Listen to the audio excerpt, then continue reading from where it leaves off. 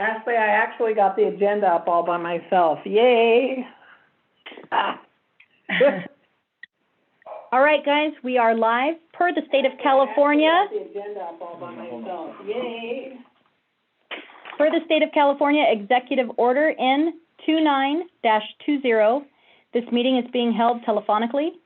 All public comments were received either by email or via voicemail as noted within the agenda. Council, please mute your microphones until called upon for comment or vote.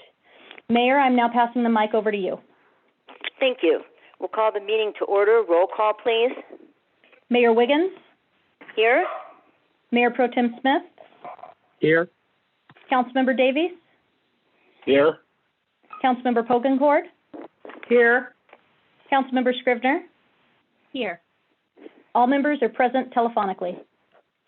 Thank you. At this time, I would invite Pastor Augusto Ramos from the Tehachapi Church of Nazarene to offer our invocation. Okay. If you just pray with me. Father God, we come to you right now, Lord. God, you know our hearts before we even come to you. Yet, Lord, we invoke your presence into this meeting, Lord. We invoke your presence into what will be talked about, Lord, what will be shared, the things that will be discussed, Lord. God, there's so many things going on. Obviously, we all know of all the different things that are happening here, not just in the world and not all around us, but God, here in our little town, Lord. You know the things that are going on. And so, Father, we give them to you here tonight, Lord. Father, we pray for different parts that make up our city, Lord. Father, we pray for the law enforcement, Lord. We pray for all of our first responders, Lord. We pray for our education system, Lord, that right now is desperately trying to figure out how to make things work, Lord. And so, God, there's just so many moving parts going on that, God, we just need your touch, your blessing, God. I pray, Father, for peace in our hearts, for peace in our community, Lord. God, I pray that your wisdom will be what leads us through this time, what leads us through even this meeting, Lord, and again, the things that are discussed, Lord. Father, I pray for those who are at home, God, feeling lonely, and Lord, just going through times of depression or times of just the unknown. God, we pray Lord, that your Spirit will just speak to us, Lord. That, Father, we pray that you help those who are able to reach out to others, Lord, and God, keep them, Lord, just. But the feeling of loneliness, Lord, will not be something that penetrates the hearts, Lord, and that you can just remove it from people's lives, God, and just be with us during this time. God, we give this meeting to you, Lord, and may everything we say and everything we do, Lord, be for your glory. We pray these things, Lord, in your name. Amen. Amen. Amen. Let's all join together for the flag salute. I pledge allegiance to the flag of the United States of America. And to the republic for which it stands, one nation, under God, indivisible, with liberty and justice for all. Thank you. At this time, we'll review the consent agenda. All items listed with an asterisk are considered to be routine and non-controversial by city staff. Consent items will be considered first and may be approved by one motion if no member of the council or audience wishes to comment or ask questions. If comment or discussion is desired by anyone, the item will be removed from the consent agenda and will be considered in list and sequence with an opportunity for any member of the public to address the council. Before we move forward, staff has informed me that they would like to remove the Southwest Diagonal Taxi Project record from item 3, destruction of records. Were there any public comments concerning that? There were 0 comments received by email and 0 by voicemail. Thank you. Are there any consent agenda items the council would like removed? Mayor Pro Tem Smith? No, I have none to remove. Councilman Member Davies? No, ma'am, nothing. Councilmember Pokencourt? No, Susan, thank you. Thank you. Councilmember Scrivener? No, thank you. All right. I will entertain a motion to approve the consent agenda with the removal of the Southwest Diagonal Taxiway Project record from item 3 as presented. This is Phil, so moved. I have a motion. Do I have a second? This is I'll Michael second. Davies. second it. Oh, Okay. okay. Now we'll take a roll call vote. Mayor Pro Tem Smith, Yes. Councilmember Davies, Yes. Councilmember Pokencord, Yes, Councilmember Scrivener, Yes. and a yes vote from Mayor Wiggins. It was a unanimous vote for approval of the consent agenda with the removal of the Southwest Diagonal Taxi Project record from item 3. Thank you. Audience and oral written communications per the State of California Executive Order N29-20. Do we have any public comments? There were 0 comments received by email and 0 by voicemail. All right. Moving on, we will go to number 5, disbursements and bills from RSI Petroleum. Madam Mayor, this is Michael Davies. I need to recuse myself because I'm an employee of RSI Petroleum. Thank you. Were there any public comments on this item? There were 0 comments received by email and 0 by voicemail. All right. I'll ask for comments, council comments. Mayor Pro Tem Smith, No comments. Pokencord, none, thank you. Scrivener, None, thank you. and I have none as well. I'll now entertain a motion to approve the disbursements and bills for RSI Petroleum as presented. Christina Scrivener, so moved. Okay. Do I have a second? I second Pokencord. Okay. We'll take a roll call vote. Mayor Pro Tem Smith, Yes. Councilmember Pokencord, Yes, Councilmember Scrivener, Yes. and a yes vote from Mayor Wiggins.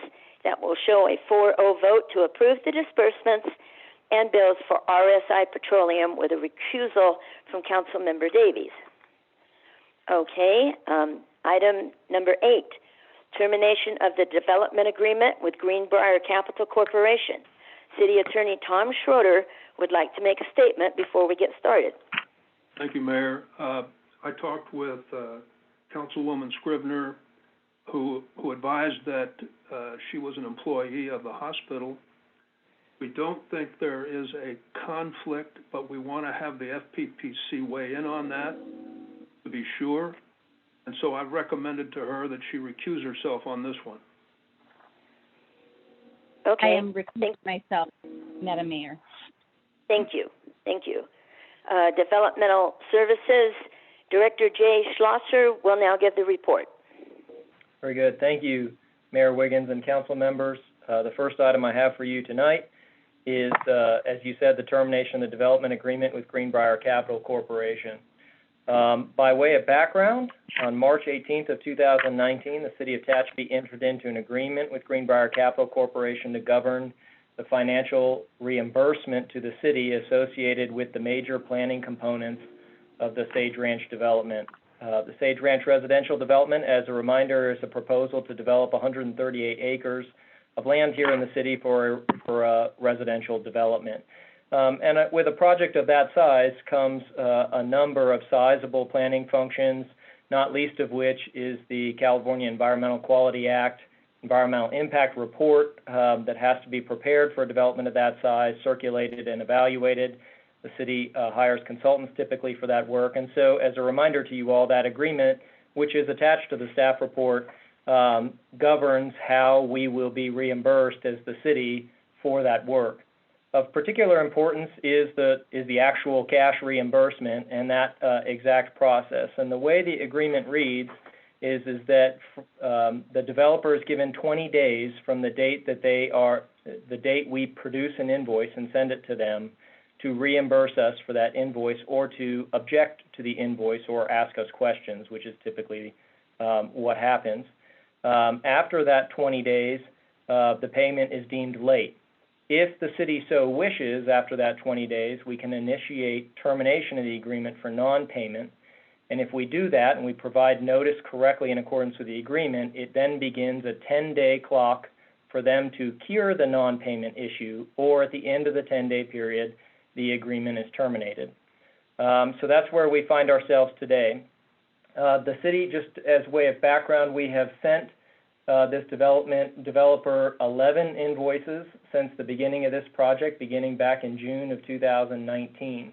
More or less monthly is when we send those invoices. The first 3 invoices were paid on time. The following 7 invoices were all late to varying degrees, between 38 days late and 120 days late for one of the invoices. And we are currently overdue or past due on 2 invoices, with a 3rd invoice recently having been sent, which is not yet overdue. And so city staff has been wrestling with this issue now for many months, trying to determine the right way to handle it. We've had a number of meetings with the developer over the issue and tried to advocate strongly that it's their responsibility to pay in a timely manner and asking them to do so. And to date, we've addressed the issues. But more recently, in the last couple of invoices, we continue to have issues with them not paying the bills in a timely manner. And so on Tuesday of last week, city staff sent that termination notification in accordance with the contract to the developer.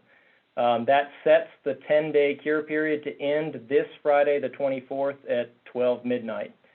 We simultaneously then put this item on the council agenda, our belief being that the council entered into this agreement and the mayor signed this agreement, and so it was appropriate for the termination to be considered by the council and understood by you, and to have your ruling on whether or not you wish to terminate this contract, which is what brings us to here. So they are overdue to the tune of $46,000 at this point and some change.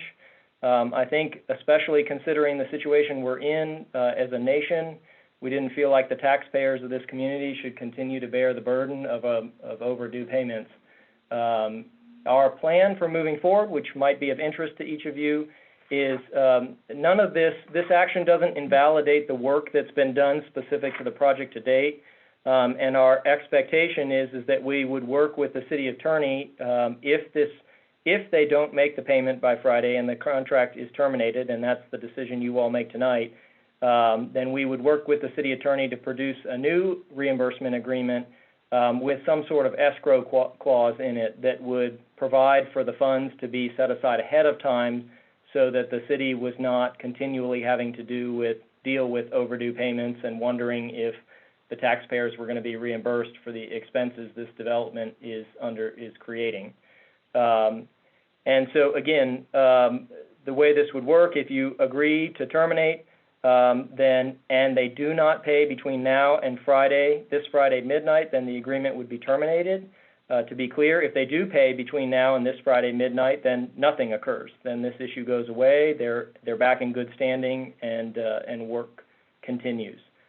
So with that, my recommendation is city staff recommends that the city council terminate the agreement with Greenbrier Capital Corporation subject to non-payment in accordance with the agreement dated March 18, 2019 on April 24, 2020 at 12 a.m. That concludes my report. Thank you. I'll ask for council comments. Mayor Pro Tem Smith. Mayor Wiggins, we want to start with the public comments. I'm sorry, Ashley. Yes. No worries. There was 1 comment received by email and 0 by voicemail. The email was received from Kristen Hagan on behalf of Jeff Chiakursky, president of Greenbrier Capital Corporation. The email is as follows. The agreement provides that the city will process Greenbrier's application for approval of a tentative tract map, planned development plan, and associated environmental impact report, and that all costs associated with doing so shall be reimbursed by Greenbrier. Greenbrier does not refute the amount owed for outstanding invoices, but has significant concerns about the motivations for bringing this matter before the council, which are apparent in light of the circumstances. More importantly, the failure to properly notify Greenbrier of this agenda item, coupled with the inability to participate in the discussion in any meaningful way, completely violates Greenbrier's right to a fair and impartial hearing. First, the matter being brought before the council is premature and asks the council to affirm the city's contractual right to terminate the agreement before that right has become enforceable under the terms of the agreement. The agreement affords Greenbrier 10 days from the date of the notice issued on 4/14/20 within which to cure the alleged breach by remitting payment in full of the invoices. The city has no right to declare the agreement terminated until the expiration of the 10-day period, which is not scheduled to occur until 4/24/20, 4 days after the City Council meeting. Greenbrier is afforded the right to avoid termination by remitting payment for the invoices within the 10-day period. Until the expiration of the 10-day period, any action taken by the Council in this matter undermines Greenbrier's rights under the agreement. Second, it is unclear as to why the City Council is being asked to act on what is otherwise a ministerial matter, given the agreement will terminate under its own terms in the event Greenbrier does not make the required payment by 4/24/20. There is nothing in the agreement that indicates termination is conditioned on further action by the City Council. At the expiration of the 10-day period, the agreement terminates automatically in the event the alleged default is not cured. The termination provision of the agreement is self-executing. There does not appear to be any precedent for coming back to the City Council to affirm contractual right to take certain actions pursuant to an already valid and enforceable agreement. Therefore, the only logical conclusion is as to why this matter is being brought before the Council is to discredit Greenbrier. Finally, there is absolutely no attempt made by the City staff to inform Greenbrier that this matter was being placed on this evening's City Council agenda. Greenbrier only learned of this matter upon being informed by a member of the community after seeing the agenda posted online. Greenbrier has an absolute right to advocate on its own behalf in response to the staff report, which only partially accounts for the dialogue that has taken place over the past several weeks regarding payment of the outstanding invoices. Indeed, the staff report fails to mention that Greenbrier's failure to make the payment in question by the agreed-upon due date is because of the inability to obtain internal approval of the expenditure to facilitate an international wire transfer from Canada due to COVID-19. The fact that these comments must be submitted in advance of the meeting and there is no opportunity to respond in real time to any comments that may be made during the hearing violates Greenbrier's fundamental due process rights. The conduct of city business in this fashion not only impacts Greenbrier, but has much broader implications to the public at large. For the reasons stated, it is requested that the City Council deny the request being made by staff. That concludes the reading of the email, and there were no further comments. Thank you very much. All right, like Council comments. Pro Tem Smith. Well, I'd like to know if there are any public comments or any people from Greenbrier or representing them online to make a public comment. That was their public comment. Okay. Well, the assertion that they made, my comment is that the agreement automatically terminates the way it's written would have terminated several times during the past year if they were, I forget how many days late. Were they always inside the 20-day plus 10-day final period? That would be my question. So would it have already terminated under their premise? Yeah, if I might answer this is Jay again. Phil, I think there's a couple of responses to that. The response received by Ms. Hagan today appears to kind of go in two different directions. On one hand, she argues that this is ministerial and that the council shouldn't weigh in on an agreement they entered into, which I think is debatable, But then on the other hand, she then goes on to say that their due process rights have been violated by us bringing this to council, which I don't understand, which I think to your point, I'm not sure which of the two she believes. Our opinion is that the appropriate thing to do is to bring this issue before you because you all entered into the agreement. You're the council, and we as staff, like many other provisions in the contract, we're the ones that are actually doing the work of executing the agreement. And so that's why we do take action under the agreements that you all enter into as a council for the city. But when it comes to something as significant as ending an agreement, we feel like the council should weigh in on that. My reason for doing it this council agenda instead of a later one is purely convenience. You all aren't meeting again until the 4th of May. many days after the end of the cure period. And if, on the other hand, the termination isn't legal until you all say it's legal, then we would have many days past the normal cure period. So it's kind of a debatable situation. You certainly, with Tom online here, he could give you his thoughts on that. But that was our thoughts as staff, was it was appropriate to bring this to you.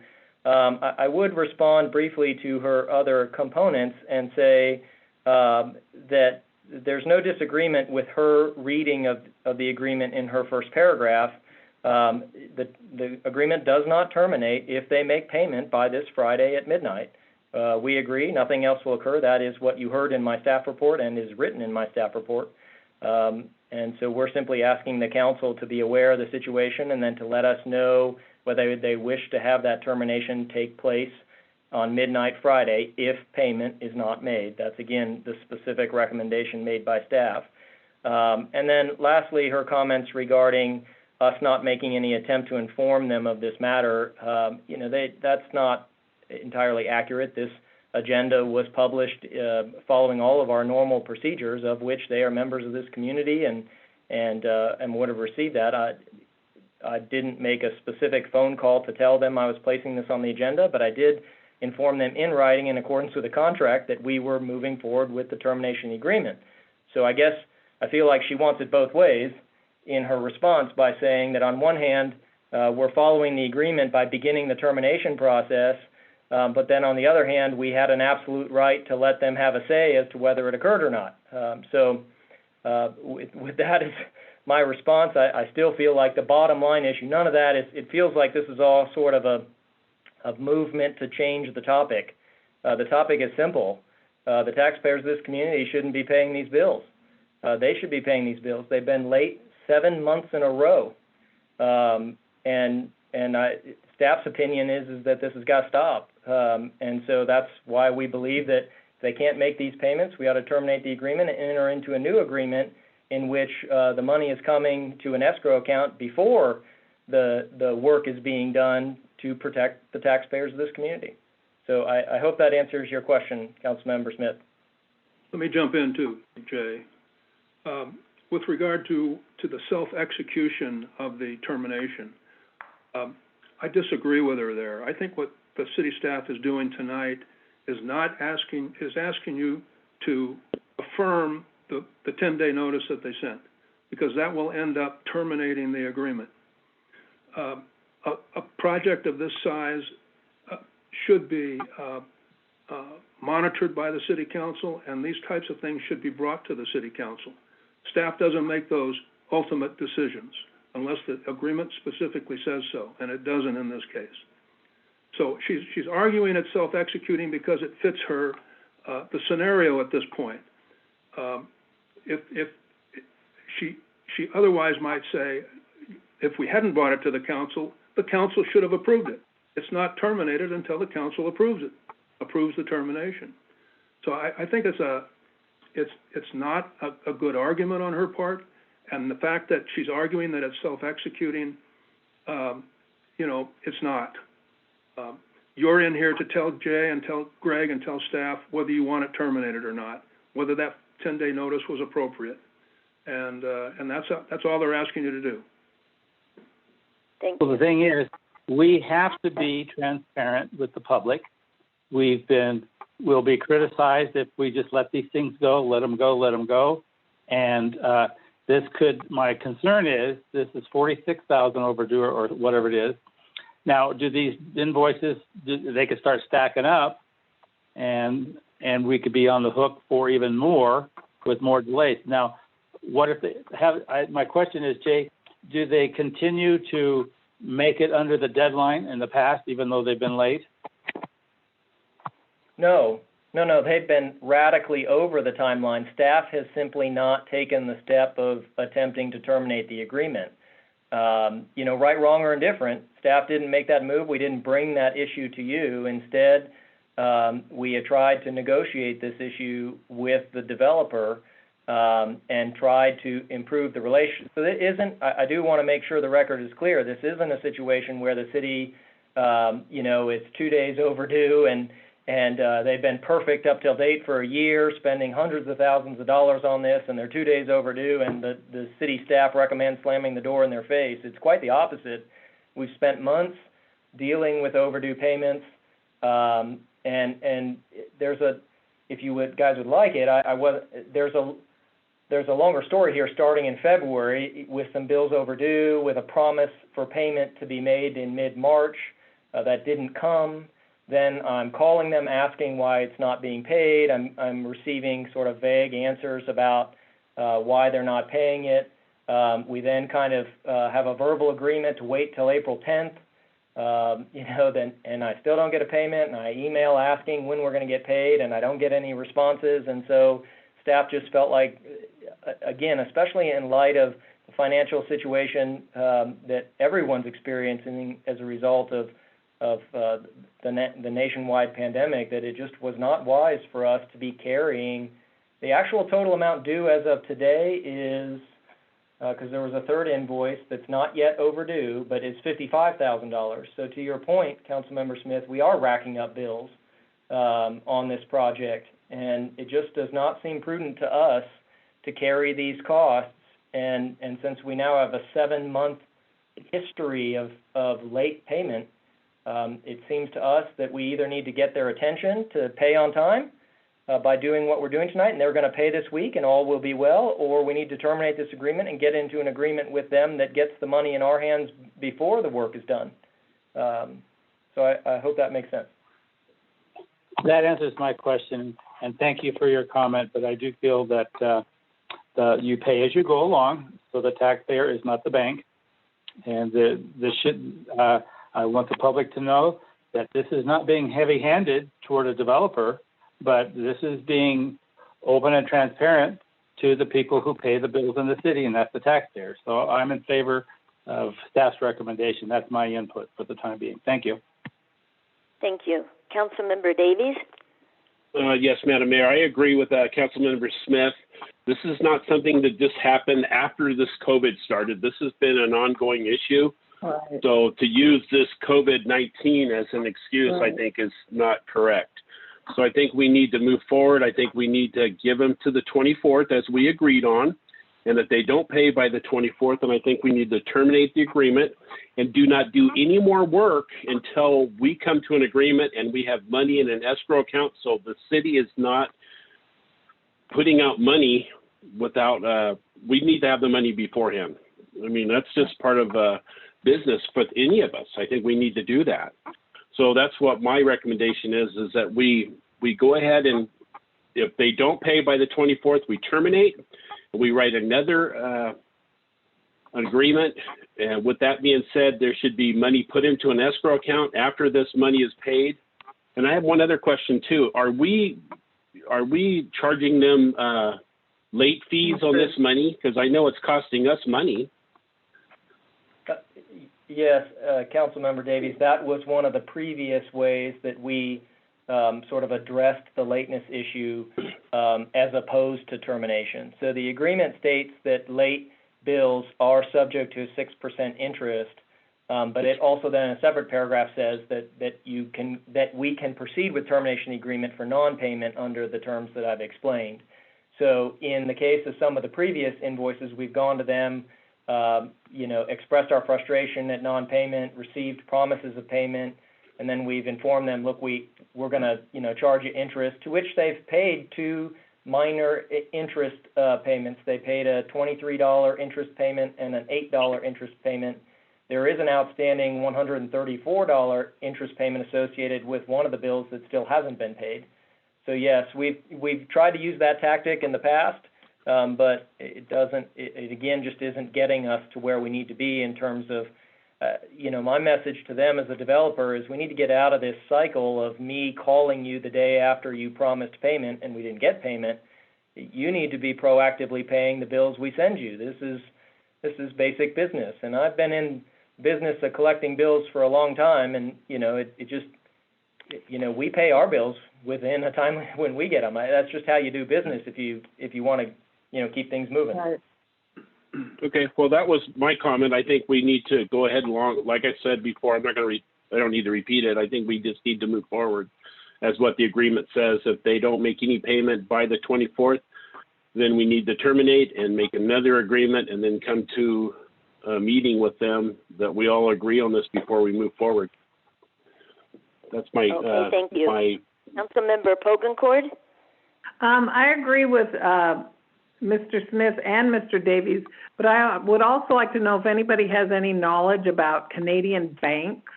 I know with the coronavirus, our banks are still operating. I've done some business with banks, just like normal, and it seems to be all right. But, and it wouldn't be that hard to make a payment, because they can do it email, they can send it text, whatever, you know. It's not impossible, I don't think, to get it done efficiently.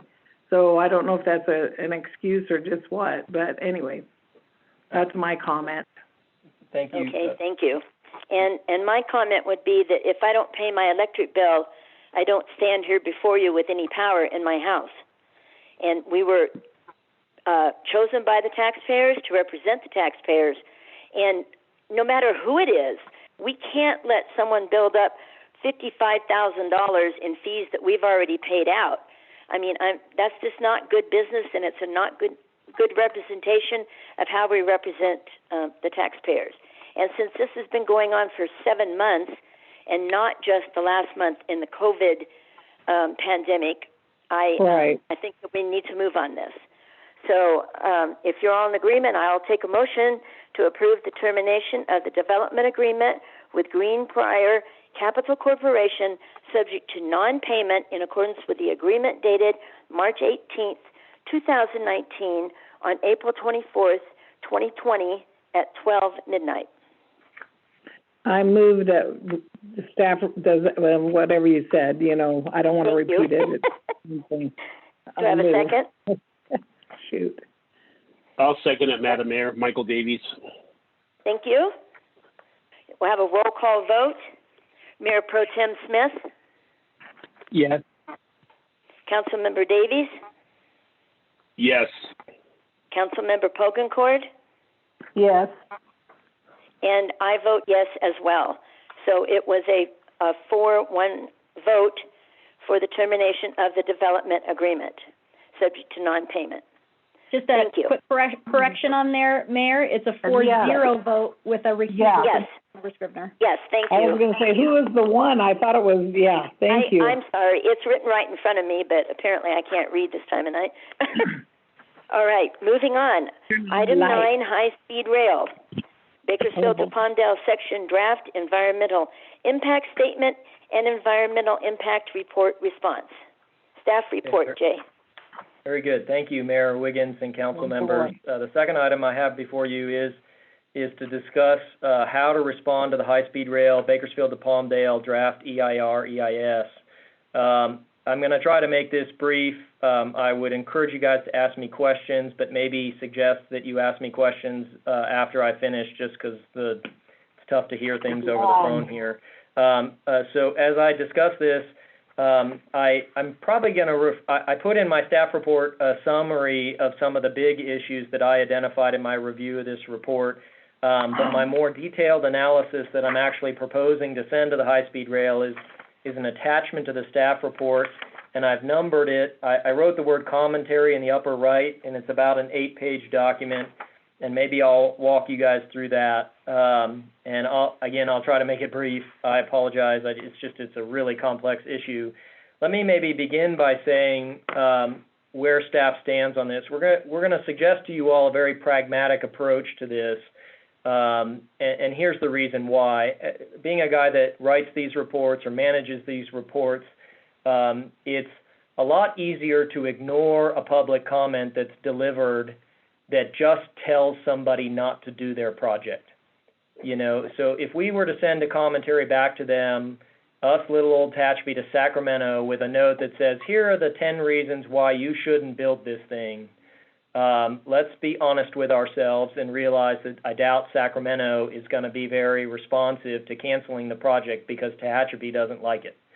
And so instead, staff's recommendation is that we need to honestly evaluate the ways in which it impacts our community and make suggestions to Sacramento about ways to improve it and lessen the impacts to our community. Because that is really what an environmental impact report is about. It's about assessing the ways that a project influences a community, good or bad, and then putting that out for public consumption. I will say this document, I've never seen something this gigantic in my entire life. I'm looking at the document on my table. I am not kidding you when I say it's 1,000 pages double-sided. 2.5 feet tall. It's the main report. The supplemental reports, I looked at one today that's 9,000 pages long.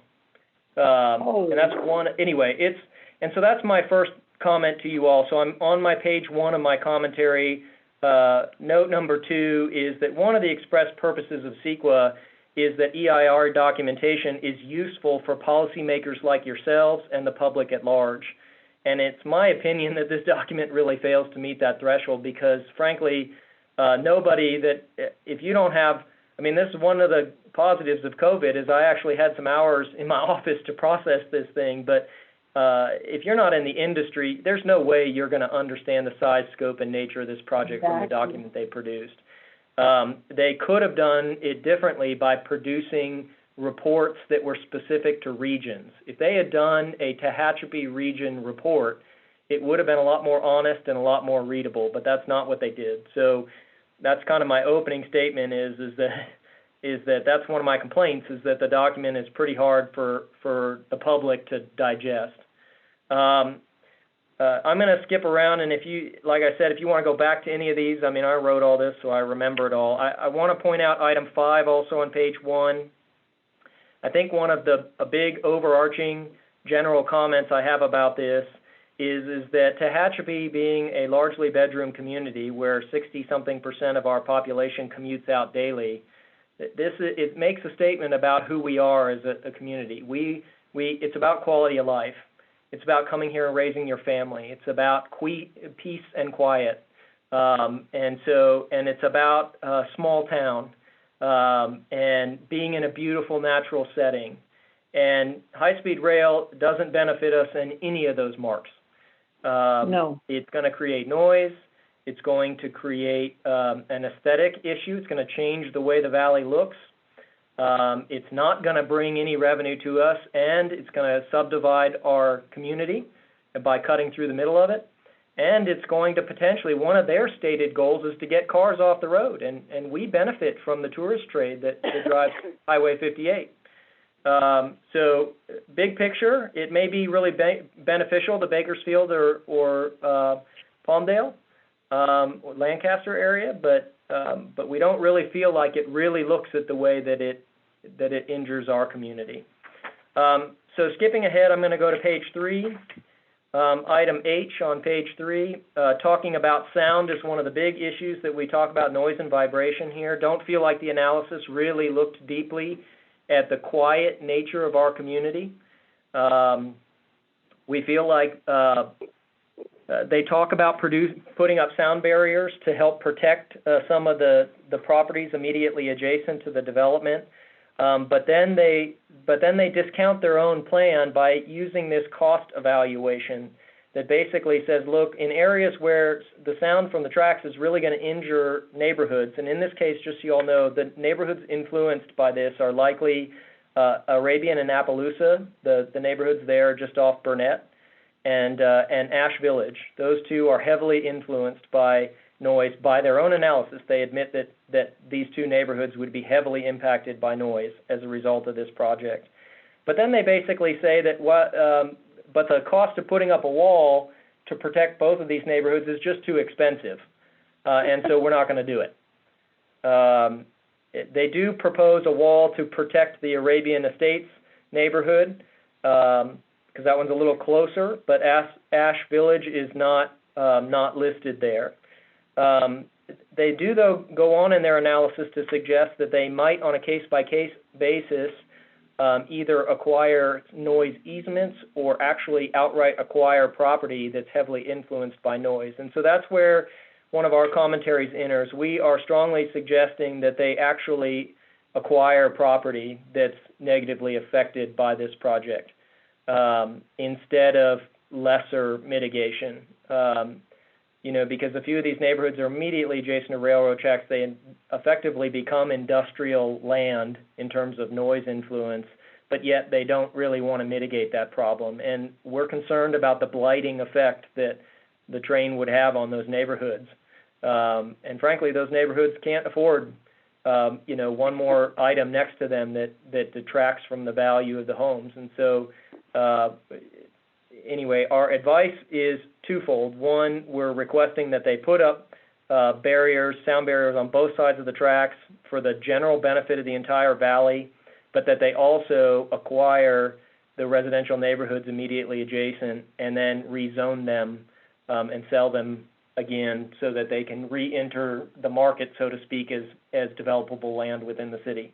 But our big concern would be that we would end up with a bunch of residences that are 100 feet from these train tracks.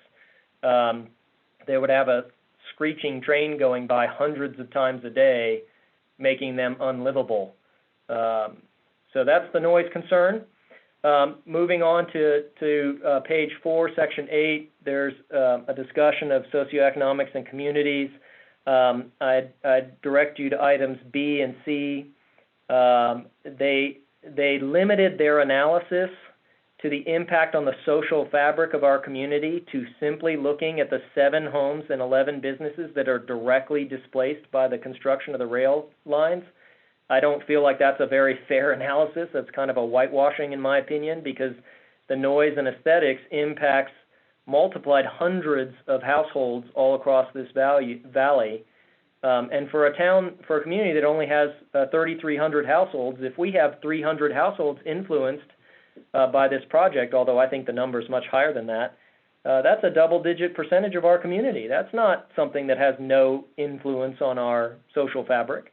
It's quite the opposite. And I also argue that our unique geography and topography change the way we should look at this. And here is my argument, specifically item C on page 4. Was that Bakersfield, Roseman, Lancaster, Palmdale are all relatively flat, grid-based cities. And so high-speed rail may cut through a neighborhood, but because it's a grid-based flat city, it's easy to access any land that might be bisected by the rail line. That's not the case here. The high-speed rail will cut off the properties north of the rail line, from being really a part of our community in a pretty significant way, in my opinion. And so, again, they don't really address that in the analysis, and I'm arguing that they owe us greater physical mitigation. Specifically, I'm suggesting to them that they build more viaduct, which is raised rail line with less embankment, so you can see through it and you can feel like you're part of a community, and that they also need to provide a greater number of vehicular crossings of the rail line, so that the two halves of the community can stay connected. I think I made a point there. If you go to page 5, I sort of said, look, our society universally sees rail lines as dividing items. Terms like being east of the tracks or being from the other side of the tracks it's part of our lexicon here in this country, and we use it here. We call the stuff north of the tracks or North Tehachapi of our existing rail lines. And so they need to give greater credence to the way this rail line is going to cut up our community. I also don't feel like they have really considered the economic impacts in a meaningful way. Very concerned about the influence, the blighting effect of these rail lines. We're not getting a rail station, so we get no benefit from this. And yet, how many hundreds of properties are going to be decreased in value as a result of being right next to this noisy train track? And then the big concern that if we leave a bunch of residential properties right next to them, that they'll become a blighting influence that will be a constant problem for the police and code enforcement. Devalued properties naturally have that effect, and none of their analysis considers any of this stuff. They basically make an argument that our impact to our tax revenue is very minor and therefore there's no impact, but they do that based on purely looking at the 18 properties that would be purchased in order to construct the rail lines. not considering how many hundreds of properties would be devalued immediately adjacent to the rail lines. So to combat that, I'm making the suggestion, if you go to page 6, 2 things. One is that whenever states or the federal government anywhere build modern marvels of this nature, they always build a memorial facility, tourist attraction, basically. And what better place to have it than here? We're a train town, and that could be one of the ways that they could provide some economic benefit to us, is if they were to place a state-funded memorial facility here, like a visitor's center.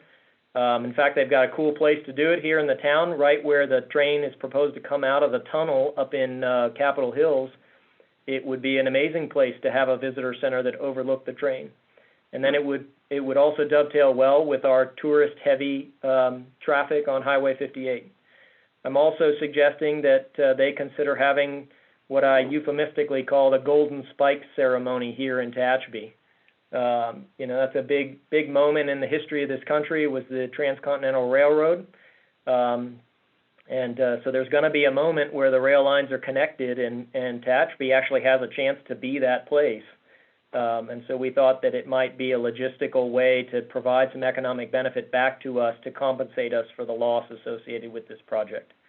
So I throw those out. Those are on page 6, items I and II. Moving on, almost done. The last big topic is aesthetics and visual quality. I'm making the point to them, they have a very limited aesthetics evaluation. They basically cherry-picked a handful of locations that are near the same elevation as the rail line to do these before and after pictures in their analysis to conclude that the project has no aesthetic influence. I'm pointing out to them that the valley has elevations ranging from 3,900 feet here at the lowest level in the city up to 5,500 feet. They have homes all over this valley that look over this valley, as you all know. And they have sort of selected a few places to do this analysis that conveniently selects out any of the beautiful sweeping views we have of this valley that many, many residents have, both in and out of the city, that would be influenced by this project. And so our recommendation is, again, to double down on the recommendation that a viaduct, which is just a raised bridge, basically, be constructed for the entire portion of the tracks from the intersection of Challenger and Denison all the way east of Stuber. This would, again, in my opinion, help reduce that look and feel influence of a big embankment running across the valley. I also am recommending that they, again, construct the sound walls in a decorative fashion so that your eye is not distracted by that moving train every time you look over your beautiful sweeping view of the valley. So that kind of roughly concludes it. I hope you had a chance to read the entire analysis. You probably don't want to. Anyway, that concludes my report. Oh, let me get my recommendation, therefore, then. Forgive me. Is that let me know if you'd like to make any changes or additions to these comments, but otherwise I recommend that you approve the comments to the Bakersfield to Palmdale draft environmental impact statement and environmental impact report and instruct staff to submit said comments to the High-Speed Rail Authority. By the way, the comments are due on April 28th, so I got to get them in. That concludes my report. Thank you, Jay. That's a lot of work, and we appreciate when staff goes over and above.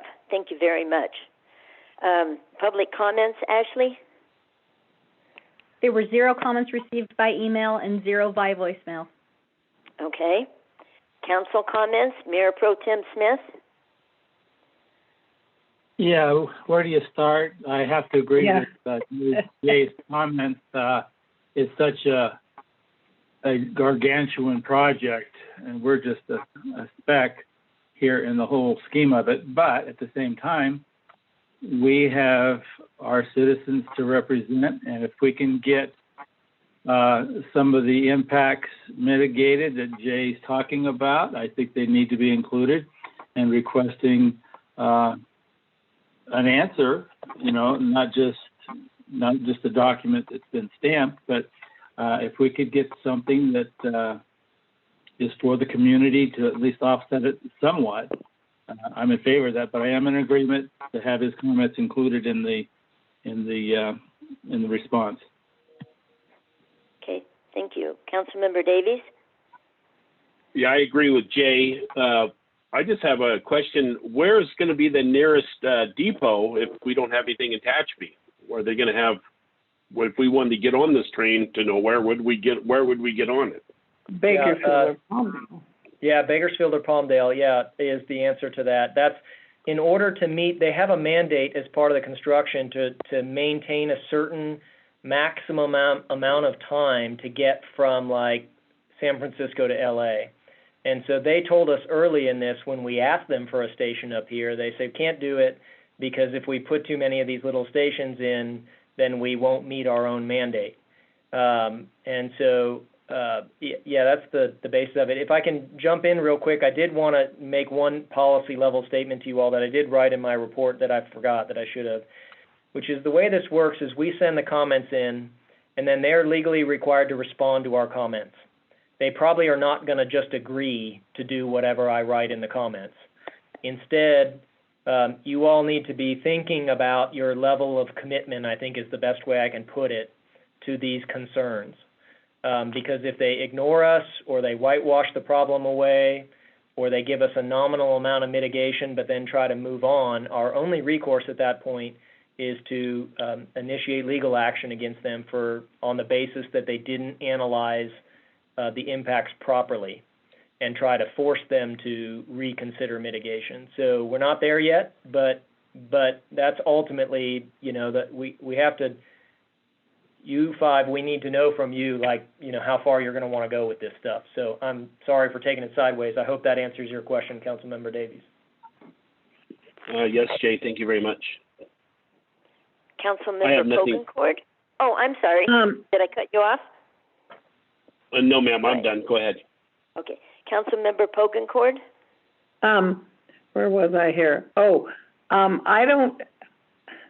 I think if we even had a little station where they stopped, that's going to make more noise starting and stopping, so I don't know if we want something like that anyway, but it doesn't look like it's going to benefit us except for leave a real big impact on our economy and housing and so on and so forth. So I think it's going to be here whether we like it or not, and we've got to just do the best we can. Jay has done a fabulous job with trying to digest all this stuff. I understand there were pages and pages, and I have to admire him for that, for even understanding all this stuff. So that's my 2 cents worth. Thank you. Councilmember Scrivener? Yes, I want to just echo what all the other council members have said, that I appreciate Jay's diligence and commitment to being thoughtful about how we mitigate this at every level. I agree with the concerns, and I hate to see us spend any sort of money to combat these issues, but I think we should consider that. I want to go on record ultimately as saying I do believe this whole project is a complete farce. I don't think this is ever going to happen. I don't think the money exists, and I just don't believe that as a state we are in a position to really execute and realize this project. So I just say that so that taxpayers and voters and folks out there that understand the reality of the situation, I'm not oblivious to that. But I think that Jay and the city are correct in navigating the process before us and putting comments on the record for the concerns that we do have. So I just appreciate the thoughtful approach, but just also am mystified and deeply saddened by the reality of the state of California pursuing a project that is so doomed to fail. Okay, thank you.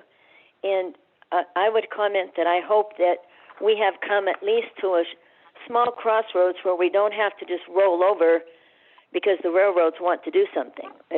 I see no problem with us standing up to them and telling them our concerns and fighting to see that they come to fruition.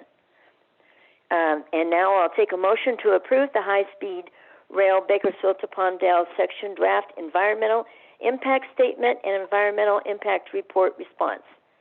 I have one more comment, please. Oh, yes, sorry. This is Phil. Jay, on the sound walls, these seem like they might be enormous structures that would be a blank canvas for graffiti. If we're going to ask for mitigation for noise in the form of sound wall, and if they're going to address that, if it could be in the nature of sound walls that have some kind of vegetation covering it, where it cannot be utilized as a blighted area. If you understand what I'm trying to say. Sure. Yeah, I do, and I will make an adjustment to my comment when I speak about it. No problem. I can incorporate that. Thank you. That's all I have. Thank If someone wants to make the motion. All right, I'll entertain a motion. I'll second that motion, Madam Mayor. I need a first motion. I'll first it. Approve the comments to the Bakersfield to Palmdale Draft Environmental Impact Statement, Environmental Impact Report, and instruct staff to submit said comments to the High Speed Rail Authority. And you seconded, Councilmember Scrivener? That's correct. I apologize. I thought Phil was supporting that. All right. We'll now take a roll call vote. Mayor Pro Tem Smith? Yes. Councilmember Davies? Yes. Councilmember Pogencord? Yes. Councilmember Scrivener? Yes.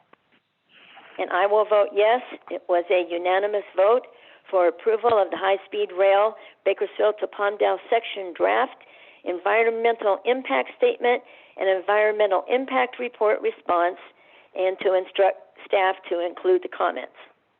All in favor? Whoops, sorry, I have to do that. I forget we're not together. All right, and we did. All right, thank you. City Manager's report. Nothing this evening, Mayor Wiggins. Thank you. Okay. Mayor Pro Tem Smith, do you have any council member comments? Not tonight. Thank you. Councilmember Davies? Yes, Madam Mayor, I do. With the COVID-19, what's going on in our communities and stuff, I had a couple people approach me about something, maybe we could do something for our seniors. I've had a lot of people talk about banners. I've talked to different sign people. Those banners they wouldn't do very good up here in the wind.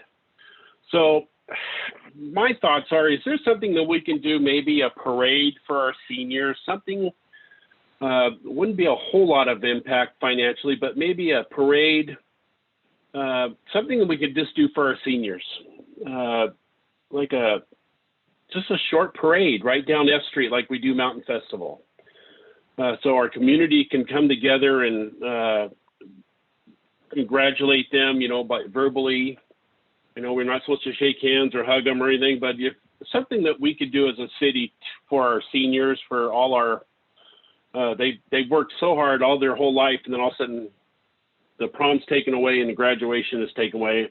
I thought maybe we could have, we could look into that, something we could do for our seniors. Yeah, we're all thinking around seniors. I thought you meant 65 and up, and I'm going, how's they even going to get to F Street? Sorry about that. I don't know. Mr. Garrett, what are your thoughts on this? Is there something that we could do, or? Yeah, I appreciate the comment and the desire to support. However, parades tend to attract people. And we have been approached several times by individuals or groups that want to support first responders, that want to support our hospital staff, and the seniors at the high school, the graduating class of 2020, so on and so forth. Except that it brings people together, and it goes against the guidelines that have been set forth by the CDC by the state of California, by the Kern County Health Department. So we're trying very hard to support individuals and groups, as worthy as they are. Listen, I can't imagine being a senior in high school and being robbed of all of those events that you form all those lasting memories. I will talk to Stacy, the superintendent, about potentially something, but I think that a parade is probably out of the question. All right, thank you, Mr. Garrett. And I'm so sorry. Listen, I don't want to. Golly, don't kill the messenger. But really? It's tough. It's so tough, and it's just really tough to support somebody without a hug or a handshake, a parade. But that's exactly what we can't do. Yeah, I agree. I'm just asking for people to give their thoughts on what they want to do, and I mean, all the seniors I know, but like I said, you can't do anything for them right now. But but I know that we all have grandchildren out there, and friends, children, everything, and it's unfortunate that we're going through this at this time. So at this time, I don't have anything else for council all right. for my reports. Thank you. Well, thank you. Council Member Pogencourt? Okay, let's say, just thank you to everybody. I know it's our first responders, hospital, police, even city. I know that this has been a big burden and it's hard for everybody, and they're doing a great job. And also a comment on the senior thing, Michael.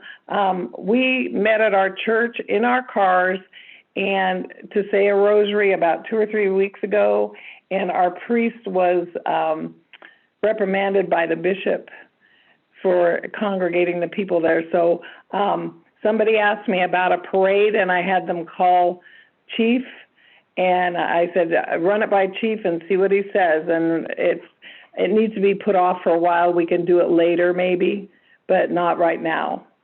And also a thank you to the city for the repairs it's been doing. I guess I'm the leak Nazi of the neighborhood, but I've been calling them leaks in the city, on the city streets and on Tucker and so on and so forth. And they are done in a very, very timely manner. And other than that, I have nothing else to say. So there you go. Thank you.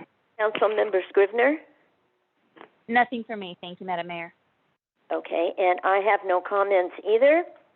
And now we will adjourn to closed session. For questions regarding any reportable action taken during closed session, please contact Ashley Whitmore tomorrow at 661-822-2200, extension 101.